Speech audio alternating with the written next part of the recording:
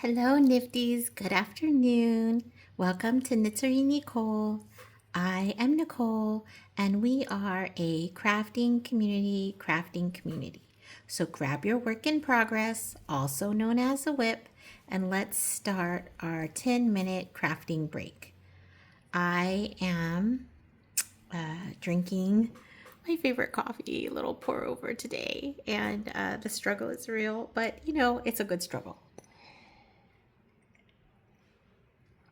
Sometimes we struggle and it's bad, but sometimes we struggle and it's for good. Today I am struggling because I'm kind of feeling the anxiety of going back to work and soccer season is starting and I have agreed to be team parent, so I have to get all the organization and the spreadsheets, but I've been team parent before and I know I can do it. So it's not a question of can I do it or can't I do it. It's just that the struggle is real. So I'm working on the decade-long baby blanket today. And actually, when I slip this white stitch, I need to slip it in the front. I wanted to tell you that I knit in, I think they call it continental style, because I hold the yarn in my left hand. And remember I told you that that I learned to knit in the Mexican way, and they hold their yarn here as well, but they go backwards or they go from a different direction. I can't do it now because now I've done it so long this way, but I did learn to knit that way. And they even have the, okay, well, actually, let me back up. I actually learned to knit in the American style, which is when you do not hold the yarn. Okay, so then you leave the yarn flat. Okay, and this one I'm going to go this way and slip. Yeah, you hold the yarn in this hand and then you wrap it. Yes, and I think I used to wrap it, but I wrapped it back to front, maybe like this. In fact, I'm sure I used to wrap it like that. And then you can't see the difference exactly. Like here, you can't see the difference, or I find it difficult to see the difference. But when you do your next row, that's when you can see the difference. Okay, so here, yes, back to front. Yes, okay, that's for sure. Then I watched people knitting and I saw how they did it and holding it into the left hand. Yes. And I think that's called continental style. Am I going the right way? Okay, you know what? I better not, because I feel like I'm going the wrong way. And yeah, I just better. Yes. Okay, I totally did that last one the wrong way. It just shows you I still have the Mexicana in me. And it's because this area where we live, there are just so many Latinos. And specifically, now there are more, but back, 20 years ago, there were a lot of people from Mexico. And specifically at my church, we had a big population of people from Mexico and also Belize. And I used to be,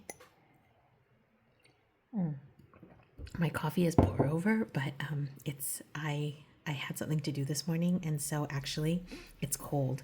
So it's like an iced coffee, but it's also my pour over, so it's kind of, it's kind of fun and different. Anyway, we had a large population of Mexicanos and then also people from Belize. I don't even know what they're called, like Belizenses. Anyway, if you know the name for people from Belize, I would love to learn that. I could probably look it up, but I don't know it at this time. At any rate, and so for that reason, and I used to be the youth director, and so I would communicate with families in English and also in Spanish. At that time too, the priest and the assistant rector, they neither of them spoke Spanish. Well, they both spoke Spanish, but sometimes they would want me to interpret for them, which was a little like the blind leading the blind, but My Spanish got much better because of it, because I had a reason to use it. And so I'm grateful for that. Okay. One time I was knitting this blanket, and my dad had my mom and dad, they had a puppy. And we had gone out to lunch or something. We came back and the puppy had unraveled all of my yarn. So my red looks like this, which is not, which is actually a common look, I'm sure, but not a preferable look. And then sometimes it gets knotted up. So today oh no, I forgot to set the timer. Let me see where we're at. Oh, okay. Set a timer right now for 5 minutes, because you know me, I like to talk too much. Here we go. Sorry. So today I had a little bit of a special treat, and I was able to get together with my son's like aunts and uncles, because one of them is having his birthday on Tuesday. And while sometimes there's dinner, and cake on the actual day of the birthday, sometimes you still have like a celebration on the weekend or something like that. And so it was nice. We went to have dim sum, which is like little dumplings and things like that. It's very Asian. And they had not been well, we went to like a restaurant that is really famous in this area. It's been around a very, very long time, very kind of like traditional. And so they'd been there, but it'd been 20 years or something like that. And so it was fun for them to go back. We got way too much food. I saw the menu and I was like, 3 of those and 2 of these. And we had so much food, but it's okay. It was a celebration. And, we took leftovers home. But in the conversation, some of my son's uncles said that they had watched our videos that I'm making right now, and I was super surprised, because they are not my demographic.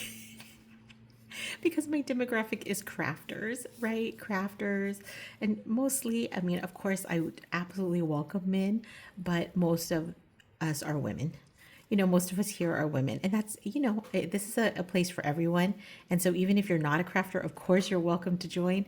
But you might have the feedback that they gave me, which was, Nicole, your video, you talk too much. You talk too much and you work too slow, and we want to just see the end. And I understand where their feedback is coming from, because nowadays, especially on social media, on YouTube, some on YouTube has a little bit longer videos, I think, which is nice. But on like Instagram or TikTok, like those videos go fast, and they start and then they show you some of the middle, and maybe they show you some of the process, but they speed it up. And then in just a few seconds or maybe a minute, their whole project is done. But real crafters know that is not the timeline that real crafts take, right? Those people are editing videos and they're showing, of course, a sped up process to keep your interest. And I get that, because I also want to see the end of things. But that's not what this channel is about. And I told them, and they were like, well, yeah, it's boring. That's okay too.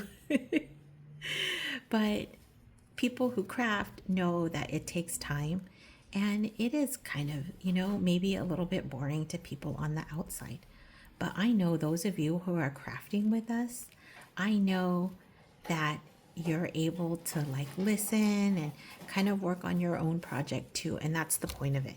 So if you're just watching me, I understand that would be boring. And I understand that you would definitely feel like I'm talking too much, because I literally talked through the whole video, the whole 10 minutes. And, recently it's been more than 10 minutes. So I'm literally talking the whole time. And I get that that's not what's popular right now. So if you're wondering if I know that, I do know that. But that's not what I was trying to do. I am trying to make a community here. Just a time when you would get together and relax and like work on your projects, together. Kind of like if you were on Downton Abbey, because I love Downton Abbey. And then you go and you sit in the parlor, and then people have their like project that they're working on, and they're all hanging out in the parlor with the tea, right? And their little snack or whatever, a scone or a macaron or whatever that they give. And then they're sitting there and they're working on their projects together, right? And that's what this is about. So if you think it's boring, if you think that you just want to see the end product, I 100% understand, and 100% understand why you don't stay till the end. And that's okay, because, and this is what I've definitely learned in my 50 years of life, starting my 50th year, that I am definitely not for everyone. I am hoping to find my people.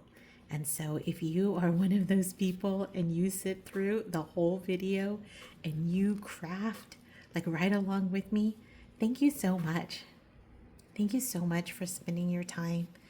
Like we have, I feel like kind of like a positive energy going on, and I feel your energy here when we're all together, and I'm so grateful for that. So if you like this video and would like to follow because you feel a little bit more peace, I would just think that's the best. And our one of our Nifties, Yazzie, she posted her embroidery. I'm sure it's called embroidery, but she's got the little hoop and then she's making flowers, and she's so talented.